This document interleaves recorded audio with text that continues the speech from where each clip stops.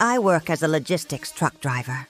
I've been doing this job for many years, and I've grown accustomed to the usual routine. But recently, I was assigned to a new client, and I was told to report to a strange factory on the outskirts of town. It was a massive, well-maintained building with high walls and heavy steel doors, surrounded by even heavier steel bars. There were also security guards posted at every entrance.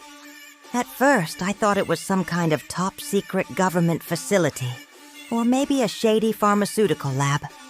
But no, I was told that it was just a factory that manufactured kitchen appliances. Every Monday, I was given a list of items to pick up from the factory and deliver them to various locations around the city. And every Friday, I was given empty containers to return. The pay was good and the work was easy, so I didn't think much of it. But after a few months, I started to notice something strange. There was never any sound of machinery or workers. Also, no products ever left the factory. Every week, I would show up to collect the containers and they would all be sealed with no visible markings. I was told not to open them or ask any questions. Just load them onto my truck and take them away. Of course, my curiosity got the better of me. One day, I decided to do some investigating. I hid a small camera inside one of the containers and taped it to the side. Then I loaded it onto my truck and drove away. At my next delivery location, I opened the container and checked the footage. Inside the container was a person. He was lying on his back, completely naked and unconscious. They were breathing heavily, as if in pain. And then he would stir slightly, only to fall back into an unconscious state. It was clear that whatever was happening inside that factory was not right.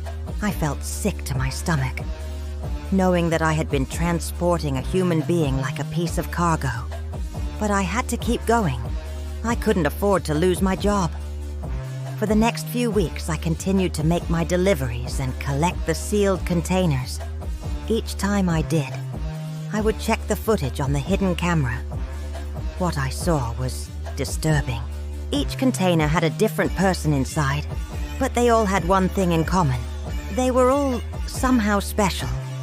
One was an albino woman who seemed to be able to see really well in the dark.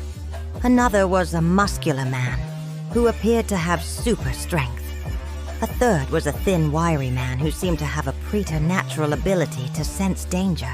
They were all being shipped like cattle, their life force being drained away until they were nothing more than empty shells.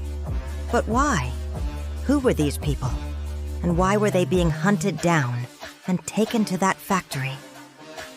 Then it hit me.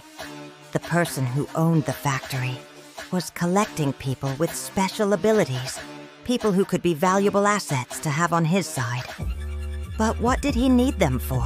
As the weeks went by, I became more and more paranoid. I knew that I had to get out of this situation before I became the next person in the shipping containers. But how? Then I had an idea. I began to study the people I had seen on the security footage, trying to remember every detail about them. I looked at their clothing, their hair, their eyes, searching for anything that might be useful. Meanwhile, I continued to make my deliveries and collect the containers, all the while keeping an eye out for any sign of danger. I knew that I was being watched, that my every move was being tracked.